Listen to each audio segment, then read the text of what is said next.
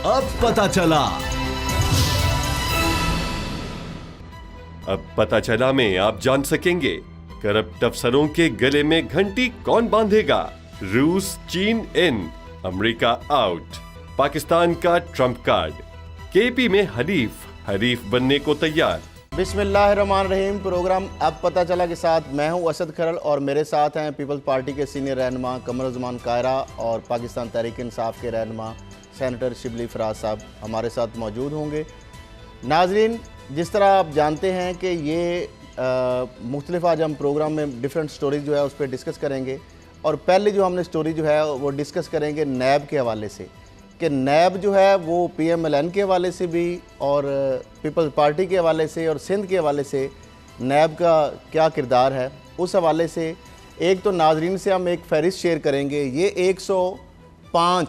105 इश्तहारी मुल्ज़मान हैं, अदालती मफरूर हैं नैब के।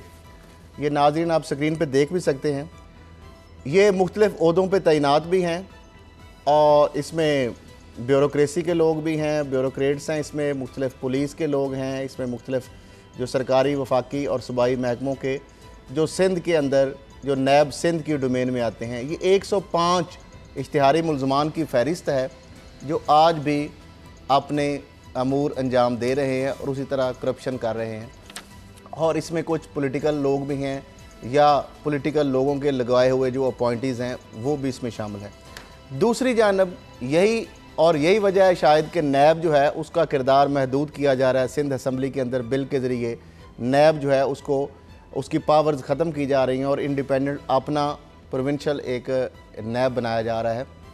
दूसरी जानब अगर नैब पंजाब की परफार्मेंस, नैब रावलपिंडी या नैब हेडक्वार्टर के हवाले से उनकी परफार्मेंस देखी जाए तो ये नाजरीन से हम फिर जिस तरह हमने कल भी वादा किया था कि हम नैब की अलमारी से रोज़ाना फ़ाइलें निकालेंगे और कौम के सामने रखेंगे कि नैब जो है वो क्या किरदार अदा कर रहा है।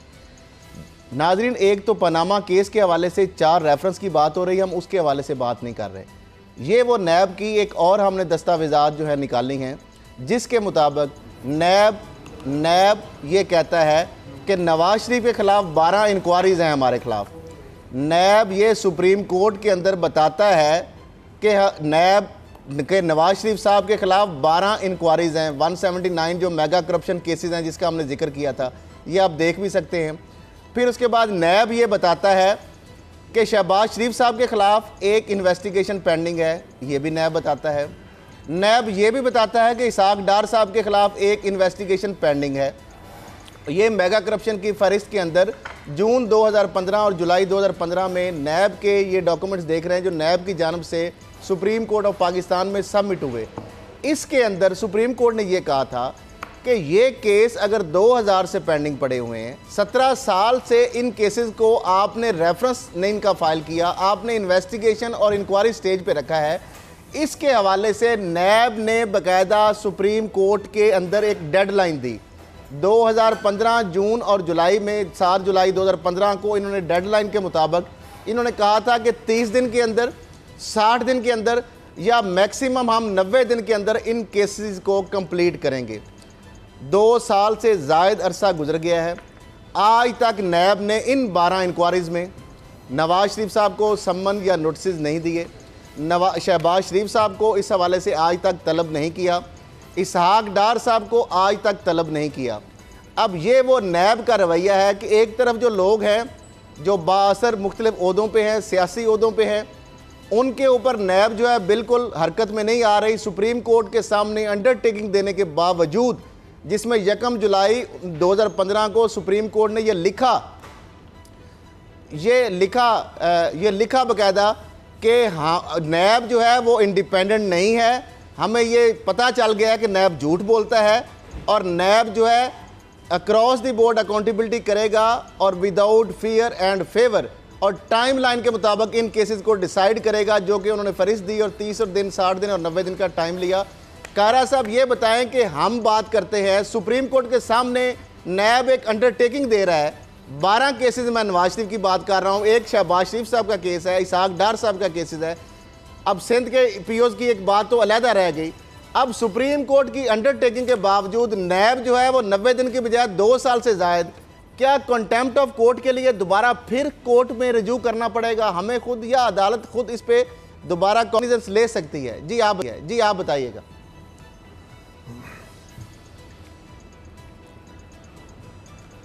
शुक्रिया खैरल साहब, आपके मौजू की तरफ आता हूँ। आज का मौजू भी इस पर बड़ी बातें करनी है, लेकिन आज का अपना गुफ्तगू का आगाज़ में एक इंतहाई बड़ी शख्सियत जो हमसे बिछड़े 9 साल हो गए, आज उनकी 9वीं बरसी है। मेरा मुराद फराज अहमद फराज साहब से है। शिबली फराज साहब के वालिद साहब हैं, लेकिन आज हम उनको याद अहमद फराज साहब के हवाले से कर रहे हैं।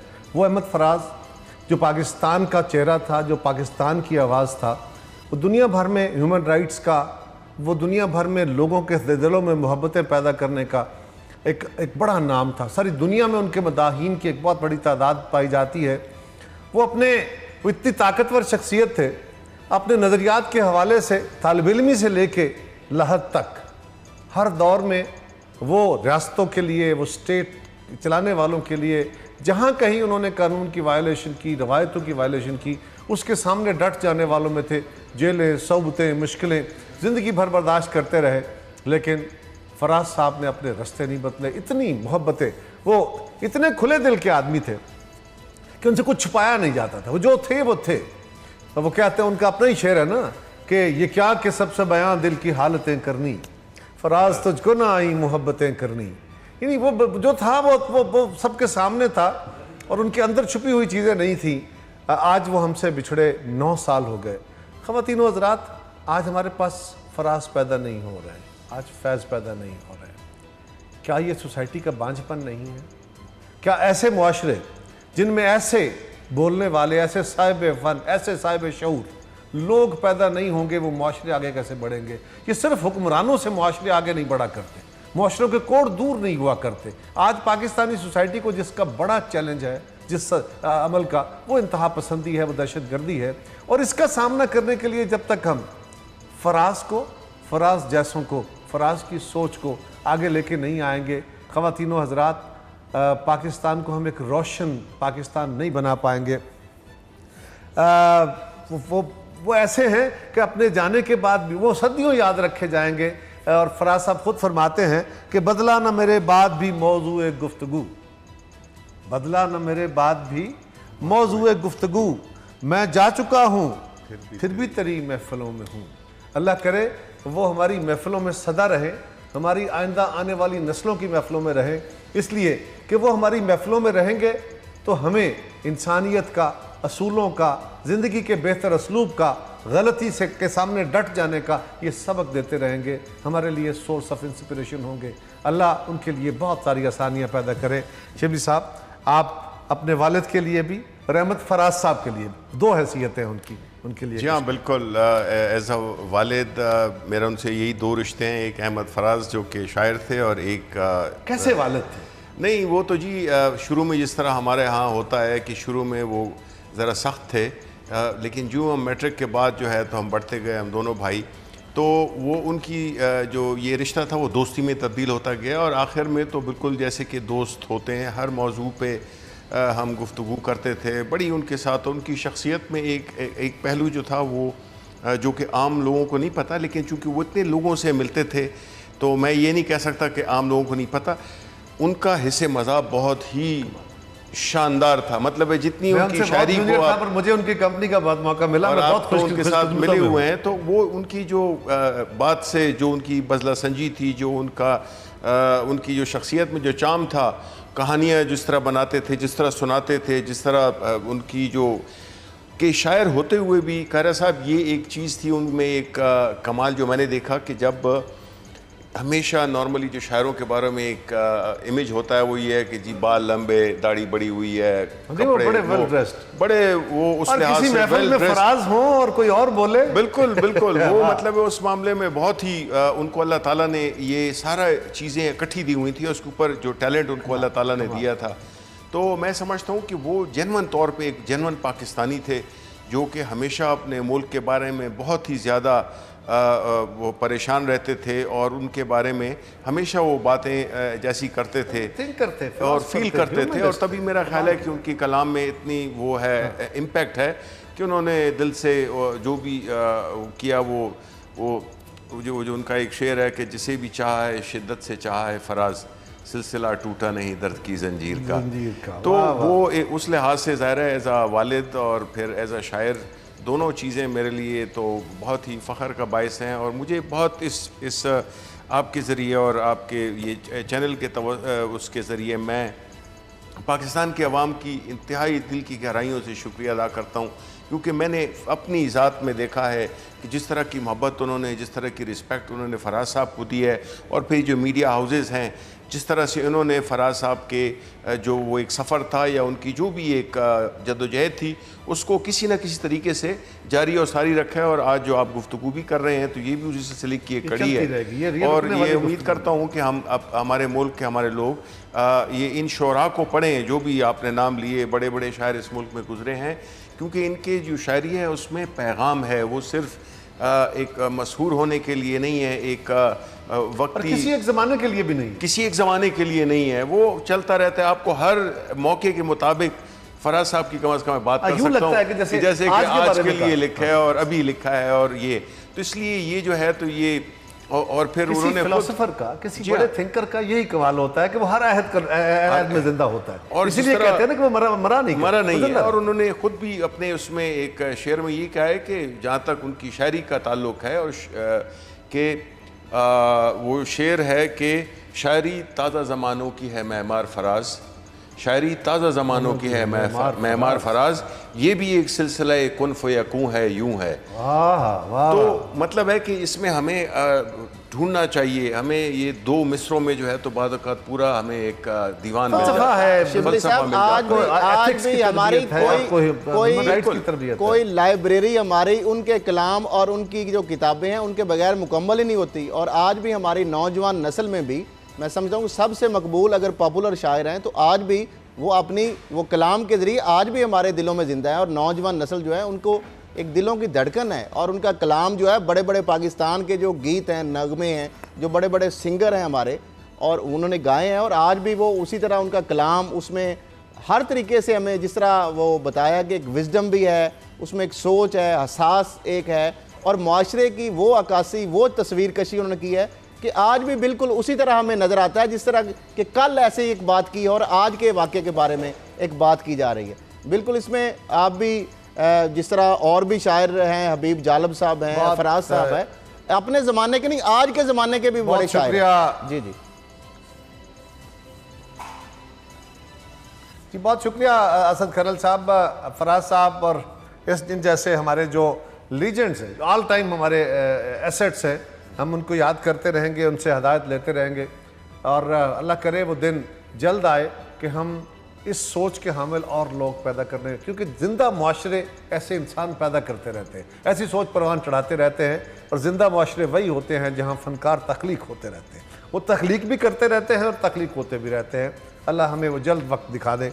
ख़वातीन, तो असद साहब मैं अब आपके सवाल की तरफ आता हूँ जहाँ से आपने आज के प्रोग्राम का आगाज़ किया था। जी जी, आपने नैब के किसी स्टोरी का जिक्र किया है, कोई कितने 100 बंदे हैं जो इश्तिहारी हैं और वो अभी अपने उहदों पे काम कर रहे हैं। मैं चाहूँगा कि आप अपनी स्टोरी अभी इसी प्रोग्राम के अंदर उन लोगों के नाम लीजिए, मैं वक्फे के अंदर सिंध गवर्नमेंट से बात करूँ ताकि मुझे पता चले वो कौन है जो आज भी बाकायदा मतलूब होने के बावजूद, इश्तिहारी मुल्ज़म अदालतों के होने के बावजूद वो उहदों पे काम कर रहे हैं, वो कौन से सरकारी मुलाजम हैं, क्योंकि सरकारी मुलाजम तो कोई ऐसा काम कर नहीं सकता।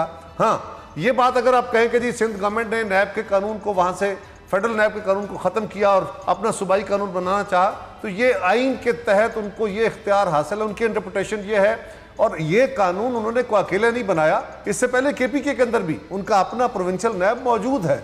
ये कोई उन्होंने कोई नया काम नहीं कर दिया। उसकी परफॉर्मेंस के ऊपर, उसकी नीयत के ऊपर जितने चाहे आप कुछ और तरह सोचें, मैं कुछ और तरह सोचूं, लेकिन ये बात कि 100 कुछ लोग या 200 कुछ लोग जो इश्तिहारी हैं नैब के या अदालतों के, नैब के इश्तिहारी नहीं होते, अदालतों के इश्तिहारी होते हैं, क्योंकि उनका केस अल्टीमेटली अदालत में चले जाते हैं। सो अगर नैब के या अदालतों के इश्तिहारी हैं और गिरफ्तार नहीं हुए तो फिर नैब से बड़ी कौन नालायक होगा। और फिर वहाँ पे तो सिर्फ सिंध पुलिस नहीं है, वहाँ तो पुलिसिंग का इख्तियार बाकायदा रेंजर्स के पास भी मौजूद है, और रेंजर्स अभी तक उन लोगों को गिरफ्तार करके उनके पास पहुँचा चुकी होती या अदालतों में ले जा चुकी होती। रेंजर्स ने तो खुद लोगों को करप्शन के चार्जेस पे खुद उठा लिया, खुद उनको दहशतगर्दी के मामला में उठा लिया, जिस मामले में सिंध गवर्नमेंट का और रेंजर्स का बाकायदा क्लैश रहा, इख्तलाफ रहा। आपका ये जो नुक्ता नज़र है कि बहुत सारे लोग, मैं ये नहीं कह रहा कि किसी को प्रोटेक्ट नहीं किया जा रहा होगा, आपका अपना नुक्ता नज़र है, आप एक जर्नलिस्ट हैं, आपने यकीनन कोई रिसर्च की होगी, लेकिन ये जो बात है, ये बात कोई जी शऊर बाहर नहीं कर सकता कि लोग मतलूब हों, इश्तिहारी हों और अपने दफ्तरों में बैठे हों और सिंध के अंदर बैठे हों, तो कोई ना कोई कराची में बैठा होगा। और मुझे हैरानी है, आपने उनमें से मेजॉरिटी के नाम पंजाब में दिए हैं। कायरा साहब, इसके अलावा पंजाब में उनके नाम दिए हैं। थोड़ा सा मैं बताता हूं, इसके अलावा इसी तरह थोड़ा सा मैं आपकी तरफ ही आऊंगा। एंटी करप्शन पंजाब के इश्तिहारियों की तादाद भी 200 से ज्यादा है, जो मुख्तलिफ ओहदों पे तैनात है। जी जी, आप असद साहब जरा ठहरिए। जी जी, असद साहब जरा ठहरिए। जी जी, ठहरिए जरा। आपने लिखा है इश्तिहारी मुल्ज़िम इस्लामाबाद, कराची, लाहौर, सियालकोट, कसूर, दादू और हैदराबाद जैसे शहरों में। जी जी, सिंध गवर्नमेंट के मुलाजम जो हैं वो इस्लामाबाद में हैं, वो कराची में हैं, वो लाहौर में हैं, सियालकोट और कसूर में हैं। क्या यहाँ भी पीपल्स पार्टी की हुकूमतें हैं कि जो उनको गिरफ्तार नहीं कर रही? यही तो मैं करना, तो अल्टीमेटली नैब ने करना है ना, हुकूमतों ने नहीं करना, हुकूमतों ने नहीं करना, कायरा साहब नैब ने करना है। और यही एंटी करप्शन पंजाब की सूरत हाल है। ये नैब का नहीं, अगर नैब से काम पंजाब जो है, रेंजर्स मौजूद है, रेंजर तो दहशतगर्दी में पकड़ेगी ना। रेंजर एंटी करप्शन के मामलात में रेंजर तो हाथ नहीं डाल सकती ना, रेंजर तो दहशतगर्दी में पकड़ेगी, रेंजर करप्शन में पकड़ रही है। नहीं, करप्शन में एक केस बता तो नैब अपना केस उसको दे सकता है। एंटी टेररिज्म एक्ट के अलावा बताइए ना आप उनके। जी जी, आप मुझे नाम बताइए ताकि मैं सिंध गवर्नमेंट से कंफर्म करूं। मैं कहता हूं, मैंने तो लिस्ट दे दी है, पब्लिक कर दी है, उसके बाद एक एक बंदे का भी बता सकता हूं, लेकिन एक साथ मैं बता रहा हूं, ये सिंध हुकूमत का इशू नहीं है, इशू हम नैब पर डिस्कस कर रहे हैं। ये सिंध हुकूमत ने बंदे नहीं पकड़े। आप मुझे 2-4 नाम दे दीजिए जो कराची में लगे हुए हैं। मैं आपको 105 बंदों की एक एक पोस्टिंग दे दूंगा। मैं कोशिश करूंगा जिम्मेदार से किसी से पूछूं। बिल्कुल, मैं आपको दे दूंगा, ऑलरेडी दिया हुआ है पोस्टिंग एग्जैक्ट। मैं अभी आपको कह रहा हूं, आप मुझे 2-4 नाम बताइए, मैं अभी पूछता हूं। अच्छा, दूसरी बात ये मैं आपको कह रहा हूं, मैं भी पूछता हूं, मैं कहता हूं आप ताकि इसकी ऑथेंटिसिटी आ जाए। बिल्कुल, मैं ये लिस्ट है, मैं उसके ऊपर जो स्टैंड कर रहा हूं, कोई इशू नहीं है। मैं आपको 4 की जगह 10-20 जितने नाम कहेंगे दे दूंगा। लेकिन साथ में जो दूसरा एक केस किया है नवाज शरीफ साहब की 12 इंक्वायरियां, मैं 10-20 नहीं मांग रहा, मैं कह रहा हूं मुझे आपकी रिपोर्ट की ऑथेंटिसिटी के लिए मैं कहता हूं ये मेरी रिपोर्ट नहीं है, ये 2 बताइए ताकि मैं पूछूं सिंध गवर्नमेंट से कि ये 2 बंदे फलान दफ्तरों में क्यों बैठे हुए हैं। ऑफिशियल रिपोर्ट है और एक एक बंदे का नैब की रिपोर्ट है, पॉइंट आउट कर दूंगा आपको। आप पूरा प्रोग्राम चाहिए। खरल, एक बात गौर करो, आपने एक रिपोर्ट दी है, एक एक बंदे का मैं आपको बताना शुरू कर दूं, पूरा प्रोग्राम लग रिपोर्ट दे दी ना। जी जी, इसके ऊपर हमें बोलना है, आपको नहीं बोलना। जी बिल्कुल, हम बिल्कुल लगे 10 घंटे लगे। आपने एक गवर्नमेंट को अलर्ज किया है, मेरी जमात को, तो मैं क्या बोलूंगा नहीं? क्या मैं आपकी बात को सहीफा समझ लूंगा? मैं सिर्फ ये कह रहा हूं कि आपने नैब की एक रिपोर्ट कहीं से निकाली, बिल्कुल निकाली होगी, बहुत अच्छा किया आपने, लेकिन आपका हक है। लेकिन ये बताइए, मैं आपसे 2 नाम पूछ रहा हूं, जस्ट 2। मैं कहता हूं मैं सारे नाम बताने के लिए तैयार हूं। वक्फे में मैं आपको सारे एक एक बंदे की पोस्टिंग के साथ बताऊंगा। तो भाई बता दो ना, अभी बताओ, मैं वक्फे में पूछता हूं। मैंने 105 बंदों की इसलिए नहीं रिसर्च उसके साथ कॉलम ऐड किया क्योंकि वो बहुत लंबा हो जाना था। ये नैब के ऊपर, सिंध हुकूमत के ऊपर बात नहीं कर रहे। ये नैब का इशू है, ये सिंध हुकूमत का इशू नहीं है। बार जरा समझने की कोशिश करें, हम नैब की परफॉर्मेंस के ऊपर बात कर रहे हैं। जी जी, नाज़रीन हम एक ब्रेक लेते हैं और उसके बाद हम बात को यहीं से कंटिन्यू करेंगे। और साथ नवाज शरीफ साहब ने हाई कोर्ट का जो पहला जो उन्होंने पाबंदी लगाई थी, आज उसकी वायलेशन की है, उस हवाले से भी बात करेंगे। एक ब्रेक के बाद आप जान सकेंगे वोट पे डाका, इलेक्शन कमीशन का नाका, हलीफ क्यों बने हरीफ। आप देख रहे हैं पाकिस्तान का नंबर 1 प्रोग्राम अब पता चला।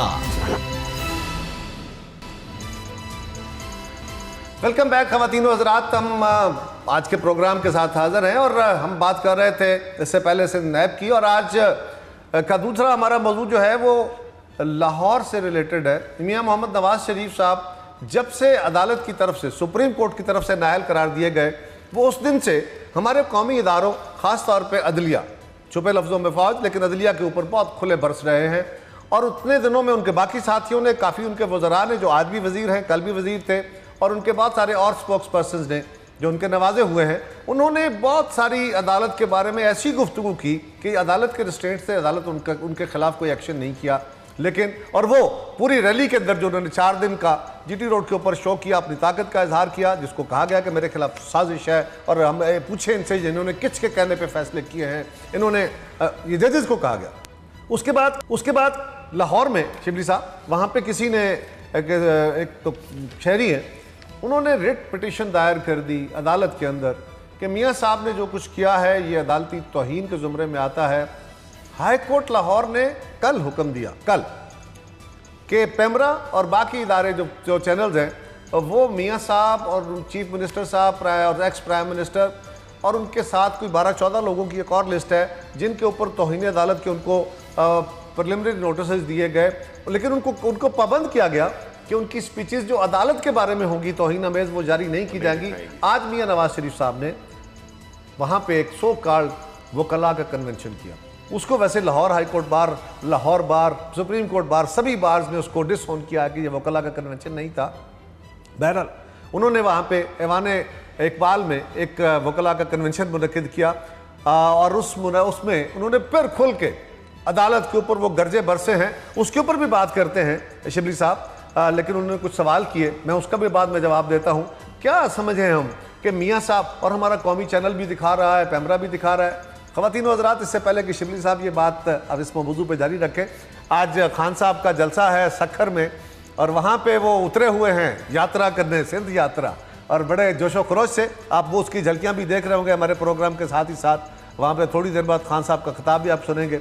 जी शिबली साहब। जी, पहले तो ये इस जलसे के बारे में कि ये बड़ी अच्छी बात है खैरा साहब के जिस तरह के पाकिस्तान पीपल्स पार्टी ने, जो कि एक फेडरेशन की जमात समझी जाती है और पूरे मुल्क में वो सियासत करती है, इसी तरह अच्छा है कि पाकिस्तान में सारी जमातें करें और एक नेशनल कोहेजन बने इसमें कि हर सूबों में स्टेक्स बने, ये जमातें पॉकेट्स के अंदर चली जाएं, बिल्कुल, और या बिल्कुल रीजनल लेवल पे चली जाएं तो ये बड़ी बदकिस्मती होगी। Welcome over there. जी, thank you very much, thank you very much. वो सखर के अवाम ने भी वेलकम किया है बड़े जोश व खरोश से, और जिस तरह आप देख रहे हैं कि बहुत ही जज्बा पाया जाता है। बात ये जी कि हम बात कर रहे थे लाहौर हाई कोर्ट में कि उसकी जो उन्होंने एक फ़ैसला सा जारी किया एक पटिशन पे कि उनकी जो ये तकारीरें वो ना दिखाई जाएं, लेकिन वो बाकायदा दिखाई जा रही हैं। अब नवाज शरीफ दिखा रहा है, जो बिल्कुल, अब जो साबिका प्राइम मिनिस्टर, नाहल प्राइम मिनिस्टर नवाज शरीफ साहब जो कर रहे हैं, उनकी वो एक प्रॉपर स्ट्रेटजी के तहत वो काम कर रहे हैं। उनका काम ये है कि वो ये लोगों को ये तासुर दें कि उनके साथ ज़्यादती हुई है। वो कभी अपने आप को जुल्फ़िकार अली भुट्टो के साथ मिलाते हैं कि उनको भी इसमें कोई शक नहीं है कि वो एक अदालती कत्ल था, लेकिन अब उनको जिसने किया था जो उसमें गुरु मानते, बिल्कुल जिसको अपना सियासी गुरु मानते थे, अब उन्हें वो भी याद आ गया। के ऊपर झूठ या करप्शन का केस नहीं था भुट्टो साहब का। आपकी बारी आ जाती है, जरा शिबली साहब बात खत्म कर ले। जी, वो ये है कि ये इस किस्म की मिसालें देना, ये सब लोग जानते हैं कर्नल साहब के भुट्टो साहब पे करप्शन का इल्ज़ाम नहीं था। मैं ये कहने की कोशिश कर रहा हूँ कि वो अपने आप को ये तासुर दे रहे हैं कि उनके साथ भी ज्यादती हुई थी और मेरे साथ भी ज्यादती हुई थी, जो कि बिल्कुल ही एक मज़ा का खेज बात है। इनका केस बड़ा क्लियर कट था और वो ये था कि इन पे करप्शन के बहुत ही सीरियस किस्म के इल्ज़ामात थे जो कि भुट्टो साहब पे कभी भी नहीं थे। उन पे ये इल्ज़ाम आया था कि उन्होंने अपने असासों के मुताबिक उनकी जो उनके जो असासे थे उनकी आमदन से मुताबिकत नहीं रखते थे। उन्होंने किसी भी मनी ट्रेल का वो जो अदालत ने मांगा था वो सबूत नहीं दे सके, वो ये साबित नहीं कर सके कि ये उनकी हलाल की कमाई से बनाए हुए ये असासे हैं। अगर होते भी तो वो उनको डिक्लेयर करते। दूसरी बात ये है कि जिस तरह से उन्होंने ये स्टैंड लिया है, मेरा ख्याल है कारा साहब, ये एक बहुत डेंजरस सा एक स्ट्रेटजी है जिसमें कि वो सिर्फ अपनी ज़ात को फ़ायदा देने के लिए, अपनी इक़्तिदार को दवाम देने के लिए और अपनी करप्शन की जो कमाई हुई चीज़ें हैं उसको प्रोटेक्शन देने के लिए उन्होंने एक महाज खड़ा कर दिया है अदलिया के ख़िलाफ़। अब देखें, आप अंदाज़ा करें, अदलिया के खिलाफ फौज को भी मुलविस किया। उन्होंने उसमें जिक्र किया कि जी कहाँ पे ये ऐसा हुआ है कि दहशतगर्दी और उसके अलावा जो ISI और MI के जो इदारे हैं उन्होंने इन्वेस्टिगेशन में हिस्सा लो। बहरहाल मकसद ये है कि जो इदारे जो कि थोड़ा बहुत काम कर रहे हैं उनको भी उन्होंने अपनी लपेट में ले लिया है, और उनसे अब उनकी बातों से यही जाहिर होता है कि कम वट में जिसे कहते हैं, वो जो है तो इस फैसले को ना मानेंगे और ना इसको वो इस पे अमल करेंगे, और वो उनके नैब के जो नोटिस मिले हैं उस पे उसकी अदम ताउन Defiance है की total. पहली Defiance है, एक बिल्कुल प्योर डिफाइंस है। तो अब इसमें जो है तो हमें ये देखना होगा कि इस चीज़ को किस तरह से रोका जाए, और बाकी पैमरा क्या करता है और बाकी हमारा जो मीडिया है वो क्या करता है, तो हमें इस जी, चीज़ को असद देखना साहब, होगा। अब आप कुछ इस पे बात कर रहे थे। जी, मैं तो ये हूँ कि कायरा साहब उन्होंने बाकायदा सवाल उठाए हैं। एक तो ये है, जिस तरह आपने बताया खुद ही कि वो वकला का बेसिकली कन्वेंशन था, वो सरकारी वकीलों का, जो प्रोसिक्यूटर्स हैं, जो हुकूमती वफाकी या सूबाई या डिस्ट्रिक्ट कोर्ट्स के अंदर जो प्रोसिक्यूटर्स हैं, सरकारी वसाइल को किस तरह यूज़ किया जा रहा है, उन वकीलों को बुला के कन्वेंशन करना और वहाँ पे सवाल उठाना। वही है, अदलिया के ऊपर उन्होंने सवाल उठाए हैं कि JIT की रिपोर्ट पढ़े बगैर जजों को किसने ये फैसले का हक दे दिया, और ये सारे एक एक चीज़ करके उन्होंने बैशिंग की है।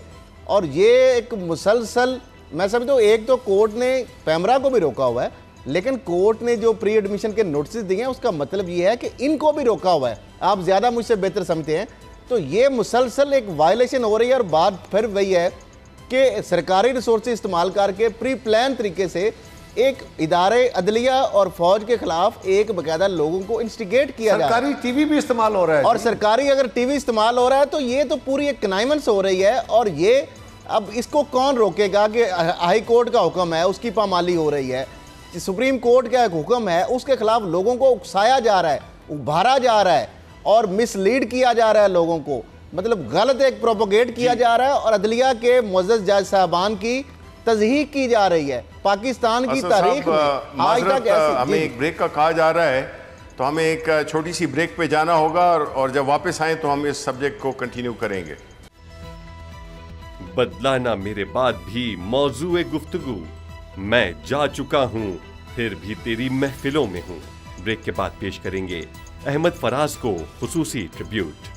आप देख रहे हैं पाकिस्तान का नंबर 1 प्रोग्राम अब पता चला। वेलकम बैक नाजरीन टू द प्रोग्राम अब पता चला।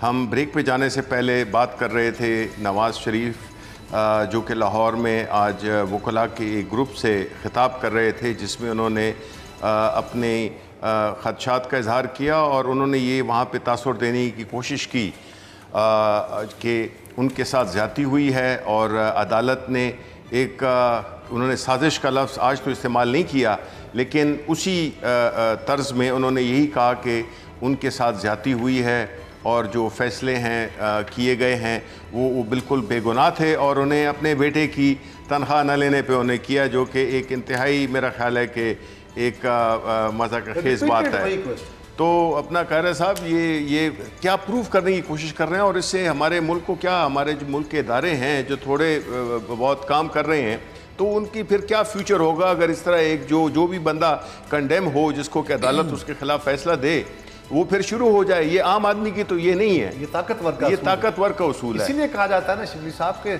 कानून एक ऐसा जाला है, मकड़ी का ऐसा जाला है जिसको ताकतवर तोड़ के निकल जाता है और कमज़ोर फंस के रह जाता है। इसी को बदलने की ज़रूरत है। मियां साहब ने फरमाया कि पनामा पेपर्स का मकसद सियासी बहरान पैदा करना है, यानी सियासी बहरान पैदा करना। पनामा वालों ने साजिश कर दी, आइसलैंड में भी बड़ा हंगामे हुए, इंग्लैंड के वज़ीर आज़म को भी उसमें शामिल कर लिया, हमारे मुल्क का। वो जनाबे वाला ये कौन है, हम बार बार पूछ रहे हैं, उसका नाम तो बता दीजिए। पनामा पाकिस्तान की किसी एजेंसी ने, अदलिया ने, PTI ने, पीपल्स पार्टी ने, मीडिया ने, हमने नहीं शुरू किया। फिर जोर जोर से कह रहे हैं हजूरे वाला लिख के दें, क्या करें, कुरान पे हाथ रखें, मक्के मदीने जाके कसम खाएं कि ये हमारा काम नहीं है। ये तो आपके अपने करतूत है। और फिर अब मैं चाहूँगा शिबली साहब कि जो मियाँ साहब ने सवाल उठाए आज, एक तो भुट्टो साहब के बारे में बहुत अपने आप को कंपेयर करते हैं। भुट्टो साहब को जिस शख्स ने कत्ल किया उसका नाम ज़ियाउल हक था, और ज़ियाउल हक की कब्र पर खड़े होकर मियाँ साहब आपने कहा था कि मैं आपका अनफिनिश्ड एजेंडा पूरा करूँगा। आपके वो सियासी गुरु थे। अगर आप आज उसे कह रहे हैं और दुरुस्त कह रहे हैं और तारीख को दुरुस्त पढ़ रहे हैं आज आप कि एक आमर ने ये किया था और गुनाह किया था, तो अपने कहे हुए अल्फाज वापस लीजिए और कौम से माफ़ी मांगिए। ये बहुत ज़रूरी है ताकि आपकी बात पे कोई एतबार किया जा सके, आपकी बात में वजन आ जाए। दूसरा कहते हैं कि जी व्हाट्सएप कॉल के जरिए कभी JIT बनाई गई है, मेंबर डाले गए। और जनाब आपके लोग बैठे थे SECP में, आपके लोग बैठे थे स्टेट बैंक में, FBR में, और उनसे जब नाम मांगे गए तो अपने प्यारों के नाम भेजे गए। इस पर बाकायदा खत्तो किताबत हुई और अल्टीमेटली अदालत ने कहा कि हमें जो सीनियर अफसर है इस कैडर में उनके नाम भेज दें, हम खुद उसका नाम फैसला करेंगे। तो ये कोई नई बात नहीं है, उस वक्त आपको एतराज भी नहीं था। दूसरा उन्होंने सवाल किया कि क्या इस तरह के इल्जामात के लिए कभी सुप्रीम कोर्ट ने JIT बनाई है? जनाब इस तरह के कभी इल्जाम भी किसी पे नहीं लगे। ये कमाल भी ऐसा हुआ कि हुकूमत में आप बैठे हो, बाहर जाके दुनिया में आपके एक रेवोल्यूशन होती है, आप उसमें पकड़े जाते हैं। और शिबली साहब हिंदुस्तान, वहाँ पर अदालती निज़ाम भी बड़ा तगड़ा है। वहाँ पर हवाला स्कैंडल एक बड़ा अहम स्कैंडल हुआ था। हवाला स्कैंडल में इंडियन सुप्रीम कोर्ट ने इसी तरह की JIT बनाई थी और उसमें रा के एक एहलकार को उसका मेंबर बनाया था और ये उस JIT के मुताबिक उन्होंने फैसला किया था। ये कोई नई बात नहीं है। और जब JIT बनी थी, आपको भी, PTI को भी, हमें भी, मीडिया को भी, मुस्लिम लीग वाले दोस्त कहते थे कि अब JIT बन गई, अब क्या मसला है? उस वक्त कोई एतराज नहीं था।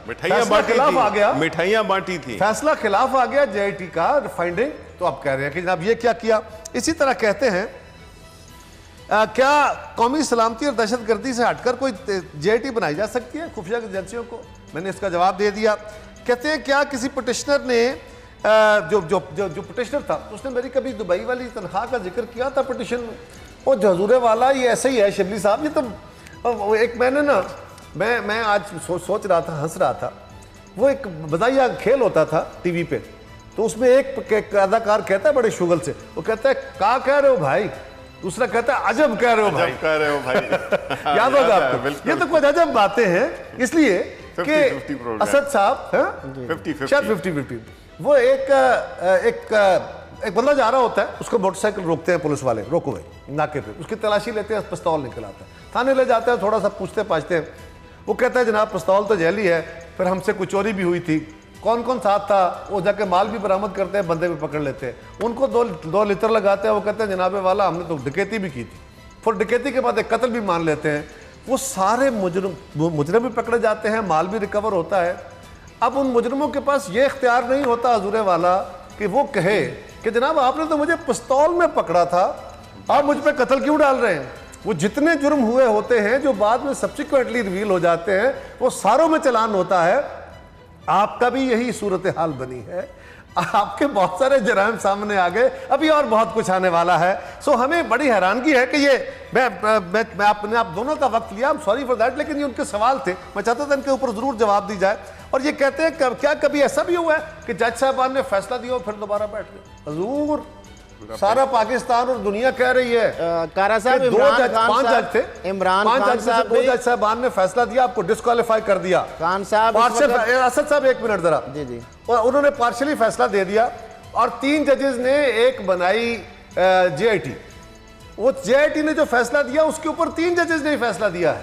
2 जजेस ने अपनी डिस्क्वालिफिकेशन के फैसले को रीइंडोर्स करते हुए फिर 5 जजेस के फैसले को, खाली JIT की बुनियाद पे नहीं, पहले 2 जजेस JIT की बुनियाद के बगैर आपको डिस्क्वालीफाई कर चुके थे। पहले 2 न भी होते तो फैसला यही होता। नहीं, फैसला फिर भी ये होना था, फिर भी यही लेकिन ये जो कह रहे हैं ना, एक नया कंफ्यूजन है ना, क्रिएट कर रहे हैं कि जी 2 जजेस तो पहले थे, बाद में क्यों बैठे? उन्होंने JIT की प्रोसीडिंग ही नहीं सुनी। उन्होंने आपको जो डिस्क्वालीफाई किया था, बाकी 3 जजेस ने डिफर नहीं किया, उन्होंने JIT बना के वही अपना जो मुकदमा था सामने खड़ा किया। और शिबली साहब पहले उन 3 जजेस ने अपना फैसला सुनाया और फिर 5 जजेस ने उसको क्लब किया। जी असद साहब। जी कारा साहब, एक तो इमरान खान साहब जलसा का पहुंच गए, इमरान खान साहब मैं क्या जलसा का पहुंच गए, और दूसरी जानब खैबर जो बैंक है उस हवाले से बड़ा मामला आजकल गर्म है कि खैबर बैंक जो साबका दौरे हुकूमत ये जो साबका है वो क्लेम करती है कि 1.7 बिलियन का प्रॉफिट था, अब 4 सालों के अंदर वो 3 अरब रुपए लॉस में चला गया है। और इसकी जो इल्ज़ाम लग रहे हैं जो JIT जो जमात इस्लामी की जानब से, वो ये मैक्सिमम ज़्यादा जो इल्ज़ाम ये आ रहे हैं, एक तो ये सेंट्रल वर्किंग कमेटी के मेंबर है अरशद साहब, उनको बैंक के अंदर अहम ओहदा दिया गया। फिर उनके जो CEO जो मैनेजिंग डायरेक्टर हैं शम्सुल कयूम साहब, उनकी तैनाती के ऊपर बड़े जो हैं मुख्तलिफ सवालात उठ रहे हैं, और 450 भर्तियाँ हैं।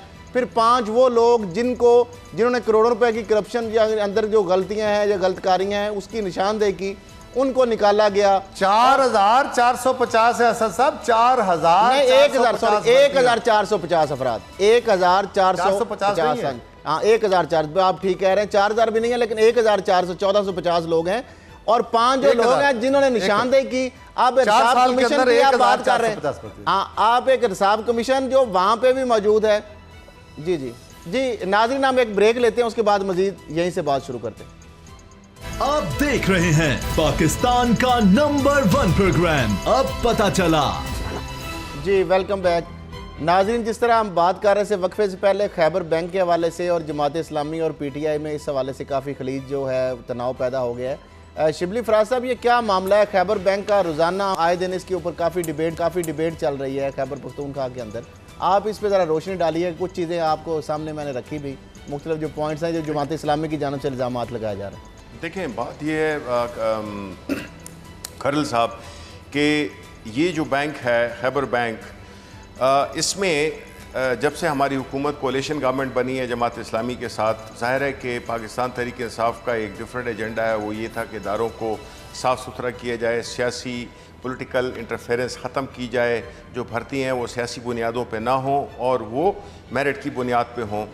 ये सारा जो एजेंडा लेके हम चले तो ज़ाहिर है कि जो जमात इस्लामी है उन्होंने, ज़ाहिर है कि उनकी जो मिनिस्टर हैं जो कि हमारे फाइनेंस मिनिस्टर भी हैं, उन्होंने ज़ाहिर है कि खैबर बैंक में जो सियासी भर्तियों का एक प्रेशर्स जो होते हैं कि भर्तियाँ की जाएं, उस पर जो मैनेजमेंट ने ज़ाहिर है जिसको कि बड़े उसके साथ एक बड़े कॉम्पिटेंट बैंकर हैं और कयूम साहब, वो उन्होंने इस चीज़ को रोके रखा और बड़ी प्रेशर्स के बावजूद जो है उन्होंने बैंक को बड़ा साफ़ सुथरा बैंक रखा।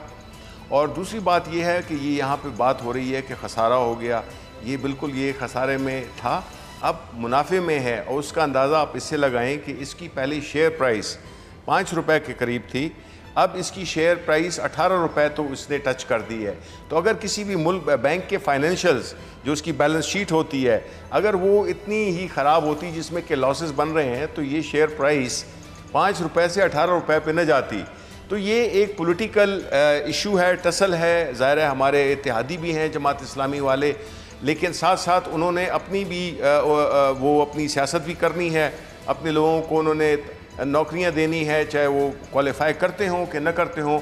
और बैंक जैसे इदारे में मेरा ख्याल है कि अगर आप इतने लोग सफारिश पे भर्ती करेंगे तो ज़ाहिर है कि वो किसी भी इदारे के लिए, और फिर ख़ास तौर पे एक ऐसा इदारा जो कि मालियाती तर्ज का हो, तो उसमें ये जो है तो ये होता नहीं है। तो ये हमारी एक लोकल इंटरनल टेंशन है। मैं इस पर गुजारिश करूँगा, मैं इतना गुजारिश कर दूँ कि जमात इस्लामी आपकी इत्तेहादी जमात है और जमात इस्लामी ने उनके वज़ीर ख़जाना भी हैं और वज़ीर ख़जाना का और बैंक का आपस में काफ़ी क्लैश चला। वज़ीर ख़जाना के बारे में इश्तिहार भी बैंक ने जारी किए। और अब अगर जमात इस्लामी वजारतों से अलग होने जा रही है, आपकी हुकूमत भी सस्टेन करना मुश्किल हो जाएगी उनके बगैर। सो ये बड़ा सीरियस इशू है, क्योंकि जनरली जमात इस्लामी प्रिंसिपल्स की बात करती है, हम उसको डायरेक्टली एलर्ज नहीं कर सकते। लेकिन आपके ऊपर पहले महकमा सेहत में अपने किसी प्यारे को लगा के अस्पतालों का चार्ज देने का इल्ज़ाम है, फिर बिलियन ट्री के ऊपर बहुत सारे सवाल उठ रहे हैं। तो ये आपकी क़यादत को भी देखने की ज़रूरत है कि आखिर ऐसा ठीक है, बड़े प्रेशर होते हैं, बैंक एक्सपैंड होता है, प्रोग्राम का वो बातें साहब ख़त्म हुआ चाहता है और नाज़रीन लेकिन आएंगे और इंशाल्लाह हम अगले मंडे को फिर दोबारा हाजिर होंगे नए टॉपिक के साथ। अब पता चला में आप जान सकेंगे करप्शन की बड़ी कहानी, सियासी नर्सरियां आबाद करने की तैयारी, सिविल मिलिट्री क़यादत एक पेज पर। आप देख रहे हैं पाकिस्तान का नंबर 1 प्रोग्राम अब पता चला।